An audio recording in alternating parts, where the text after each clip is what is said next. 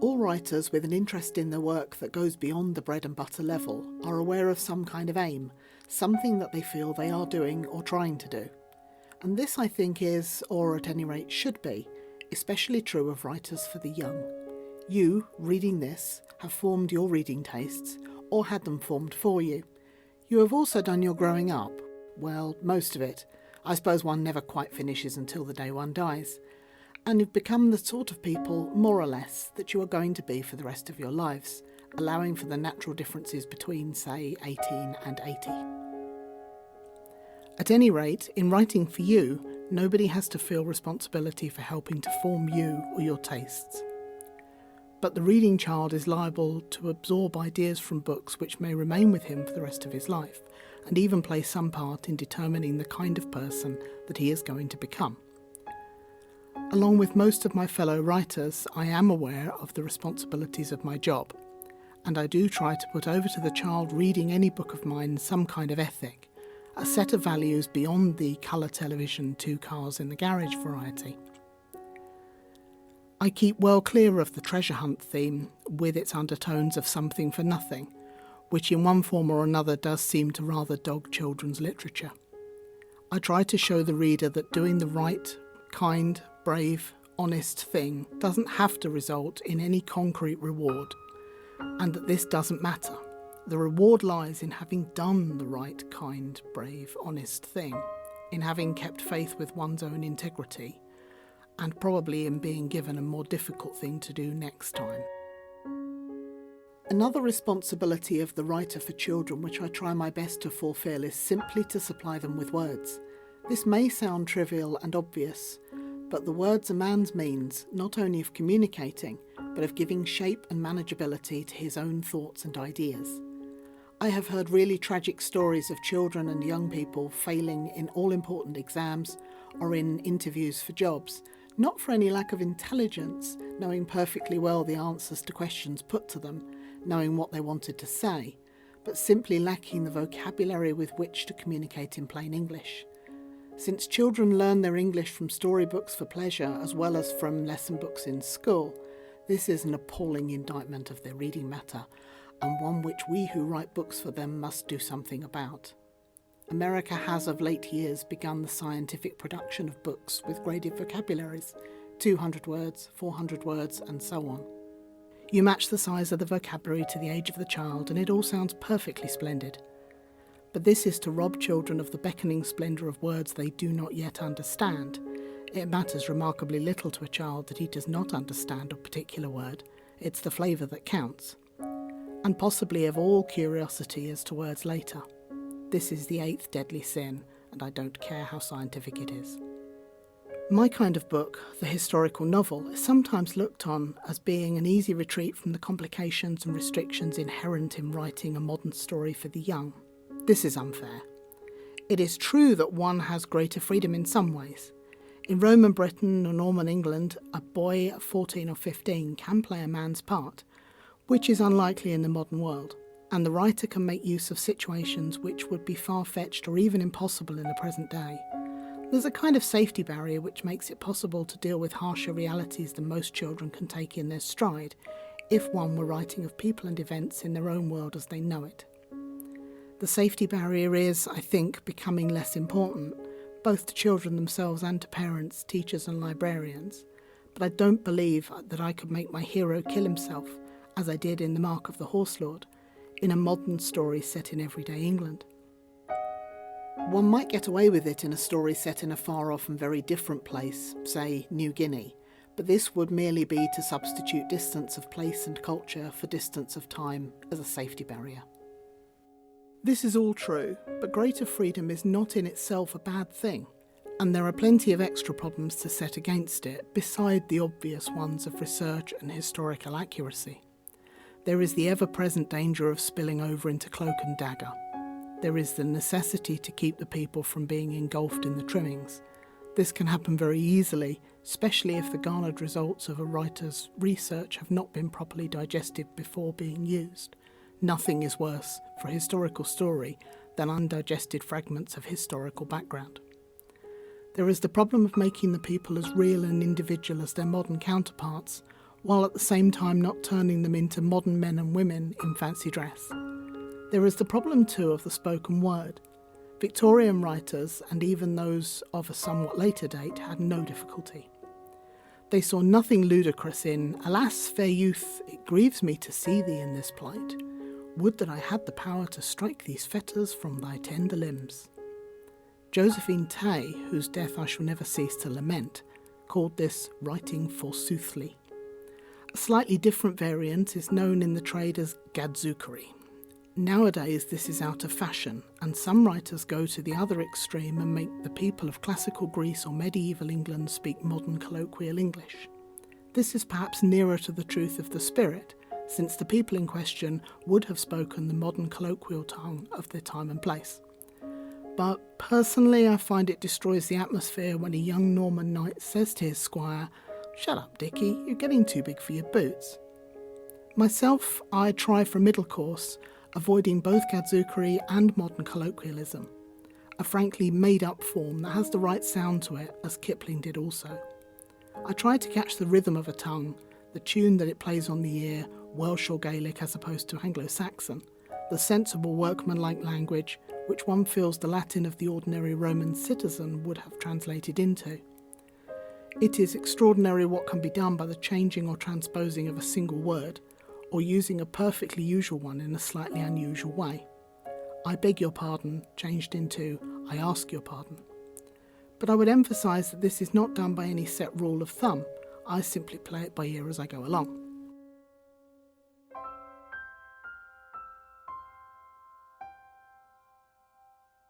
I seem to have written the word people a great many times. And this, I think, must be because I feel so strongly that history is people, and people not so very unlike ourselves. This is a favourite thumping tub of mine, and I now propose to thump it for a while. The way people act is conditioned by the social custom of their day and age. Even the way they think and feel with what one might call their outer layers.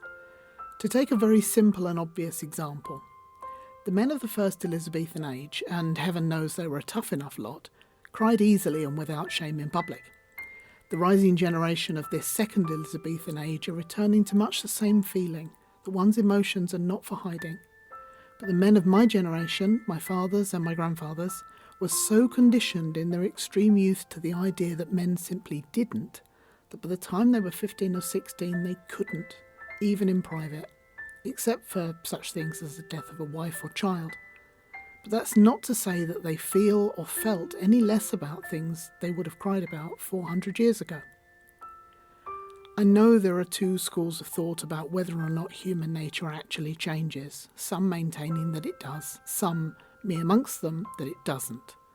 I believe most strongly that people don't change, that under the changing surface patterns of behaviour, the fundamental qualities and emotions in relationships remain the same. Very much the qualities and emotions in relationships, incidentally, that one finds in Westerns. Which is one reason why I like Westerns, and why most of the people in my own books would be perfectly at home in Laramie, while I would have no hesitation in sending the Virginian north of Hadrian's Wall to recover the eagle of a lost legion. But even the surface patterns don't alter perhaps so much as one tends to think, and it is possible sometimes through a letter or a line of ancient poetry or some small object held in the hand to catch glimpses of people separated from us by 200 or 2,000 years, so like ourselves that for the moment it is almost frightening, because for that moment it makes nonsense of time. About 10 years ago, on a Hellenic cruise, I visited the museum at Heraklion and spent a happy afternoon among the treasures excavated from the Palace of Knossos. Octopus and dolphin jars, inlaid weapons, jewellery of intensely yellow gold, ivory bull dancers in mid-leap. In the corner of one room was a case of little ornaments and children's toys, amongst them a tiny pottery tree with 5 or 6 branches, each ending in a fat little bird. It was painted in stripes, pale and pretty as an old-fashioned peppermint stick, the most completely charming thing. My first feeling on seeing it was a small, sharp shock of delight, and my first thought, how I should have loved to have had that when I was a little girl. It wasn't until the moment after that I remembered that the little girl who must have loved it, and felt that same shock of delight on first seeing it, had been dead for 3,000 years or so. Then Homer has that lovely bit in the Iliad just before Hector goes out from beleaguered Troy on the final sally that ends in his death. He is saying goodbye to his wife and baby son, and as he spoke, Hector held out his arms for his boy, but the boy shrunk back into the nurse's bosom, crying and scared at the sight of his father, for he was afraid of the gleaming metal and the horsehair crest when he saw that dreadful thing nodding from the top of the helmet. Father and mother laughed aloud, and Hector took off the helmet and set it down on the ground, shining and flashing. Then he kissed his son and dandled him in his hands and prayed aloud to heaven. how many infants since Homer's day must have been terrified by the sight of father in an over-splendid hat? I know one myself, when we were both about 5. He was supposed, though he turned brilliant later, to be slightly retarded, and for this his nanny held his parents to be entirely responsible.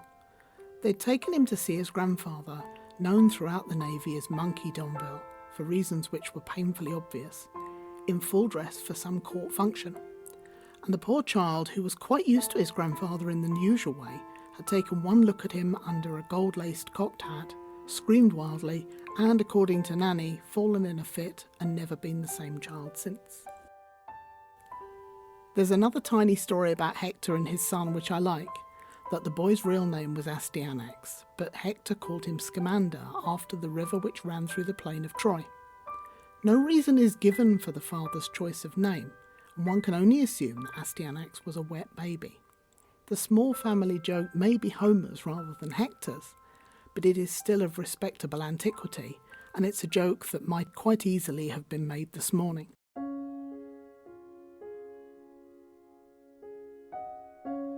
In Britain, very early letters etc. have little chance to survive the climate and conditions, but everyone knows how long papyrus holds together in the dry air of Egypt. And there is in existence a delightful letter dating from Roman times from a young officer of the legions stationed at Alexandria to his mother.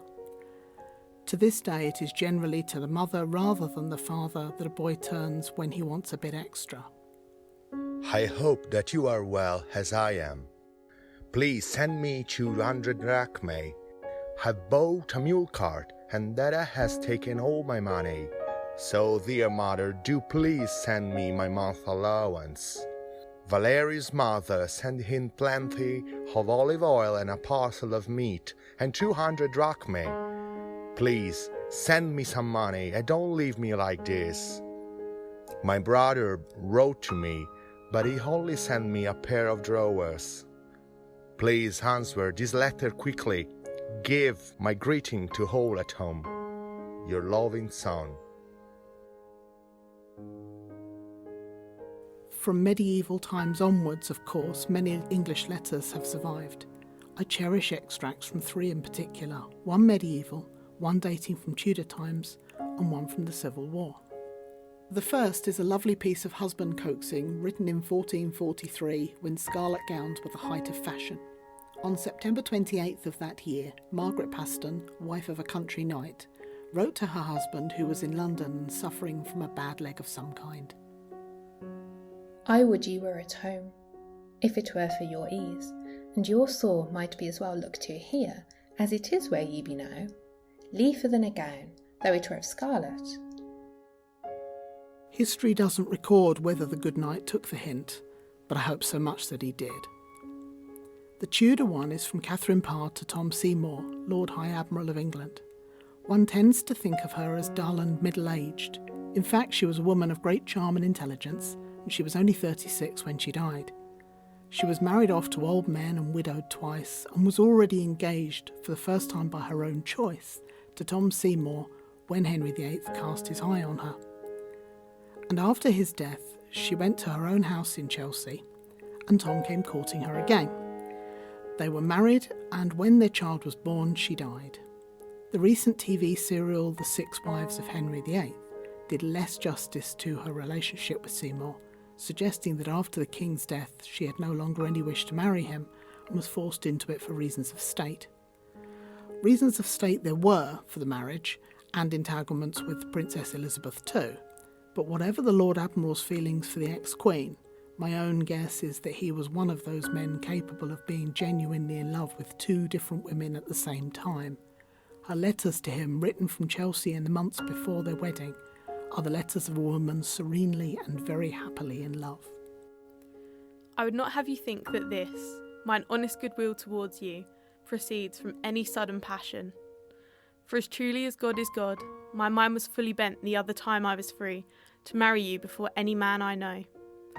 However, God withstood my will therein most vehemently for a time, and through his grace and goodness made it possible for me to do what I did not think possible, to utterly renounce mine own will and follow his willingly. It would take too long to write all the story of this matter. If I live, I shall tell it to you myself. I can say nothing, but as my Lady of Suffolk saith, God is a marvellous man. And again she writes a note to Tom, who was in the habit of walking across from Westminster through the fields in the early summer mornings.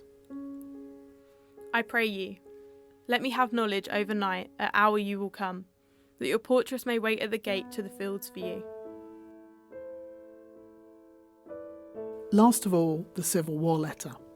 Edward Spencer, Earl of Sunderland, declared for the King, and 5 letters which he wrote home from the Royalist army to his young wife are still in existence, the last written just 4 days before the Second Battle of Newbury. His adored little 3-year-old daughter must have sent him a scribble letter of the kind so often enclosed with a mother's letter to her husband away from home, to heaven knows how many servicemen, in heaven knows how many wars since then. For he sends her this message. Pray bless Poppet for me, and tell her that I would have written to her, but that, upon careful consideration, I find it to be uncivil to return an answer to a lady in other characters than her own, which I am not yet learned enough to do. 4 days later, he was killed in action.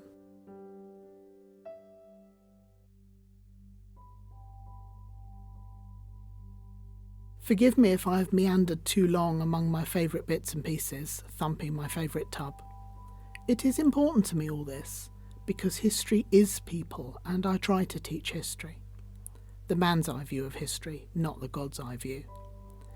It is because history books must of necessity take the God's eye view that they can so often and so easily become dull.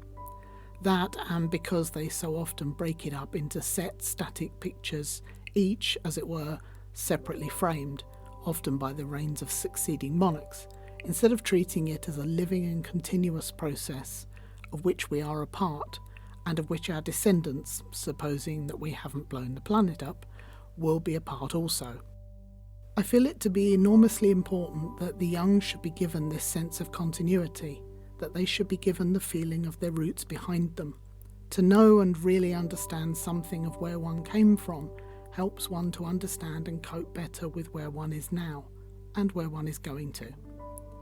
And as we today are standing too near our own particular stretch of history to be able to make out the pattern and see how the story ends, so I feel that history can best be brought to life for children through people in the like situation with regards to their own stretch of history, people standing too close to see the pattern and who, like us, don't know how the story ends. That's my justification for being a historical novelist and not a historian. But they must be people with whom the children can identify through the fundamental sameness, like calling to like under the changing surfaces. Some years ago I was struck by a Sunday Times article putting forward the theory that the ability to write for children is the result of an unlived pocket of childhood left over in the writer. I think this is very probably true. It was certainly true of Rudyard Kipling and Beatrix Potter, and it is certainly true of me. But I think also that it draws heavily on a feeling for the primitive and fundamental things of life. The young have this feeling very strongly. It is why myths and legends, certainly not meant for children, have been taken over by them. It is one of the reasons why children like westerns, and why, as I said before, I like them too. Legends and westerns and my sort of historical novel are all alike in dealing in the big basic themes: comradeship between men, loyalty and treachery and divided loyalty, love and hate, the sense of property, revenge for slain kinfolk. And of course the age-old struggle between good and evil. As I say, the instinct for this is strong in children. In most adults it has been pushed down, sometimes only a little way, sometimes almost entirely into the subconscious. But it is always there, forming a common ground on which children's books can appeal to adult readers. Which is why it is not only unnecessary but wrong to write down for children. Instead, the child should be drawn out and up. This is why books can play such a great part in a child's development, enlarging him and giving him a broader and deeper awareness, and why we who write for children carry such terrible responsibility on our shoulders.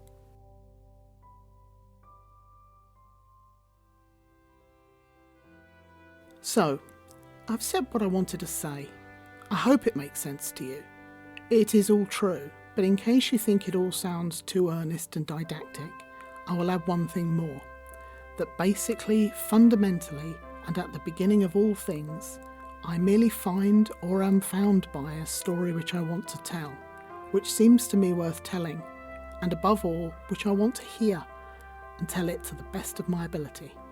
All the rest, if I'm lucky, is added unto me in the course of the telling.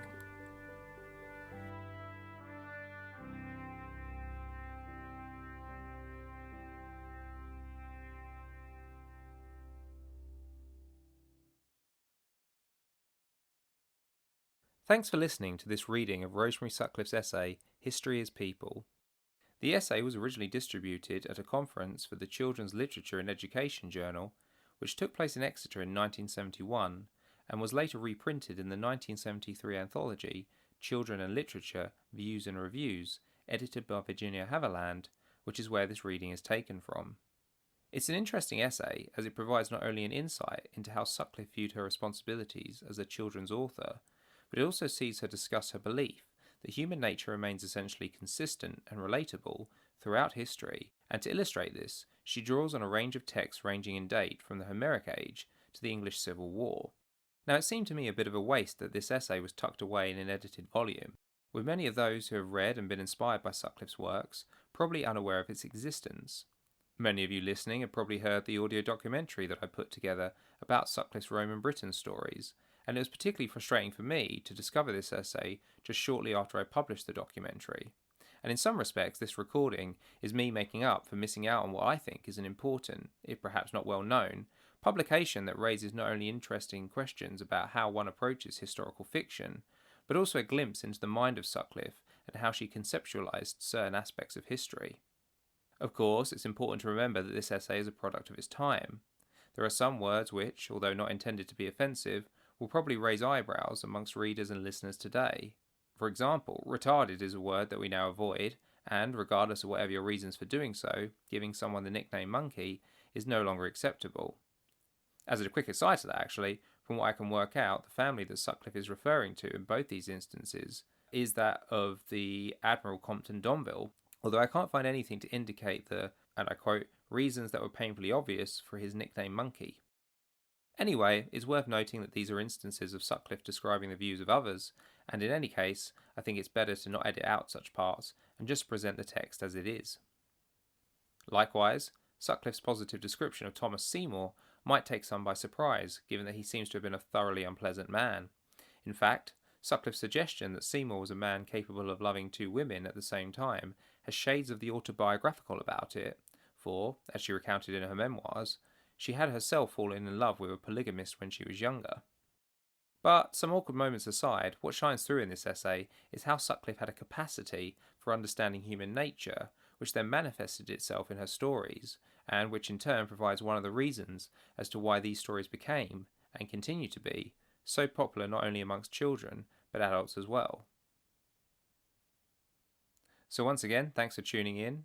The voice cast included Alex Davis as Rosemary Sutcliffe, Nikos Karydis as Homer, Flavio Bacci as the Roman soldier, Sarah Bremner as Margret Paston, Vicky Saward as Catherine Parr, and J. Ingate as Edward Spencer. The background music consists of the tracks Meditation Impromptu 1-3, Touching Memories, Relaxing Piano Music, and Crossing the Divide, all by Kevin MacLeod, and available from incompetech.com. If you'd like to find out more about Rosemary Sutcliff, you can visit her official website at rosemarysutcliffe.net. You can also read my analyses of various Sutcliffe novels and short stories on the website for the Our Mythical Childhood Survey, an international project which looks at the influence of classical culture on modern children's media.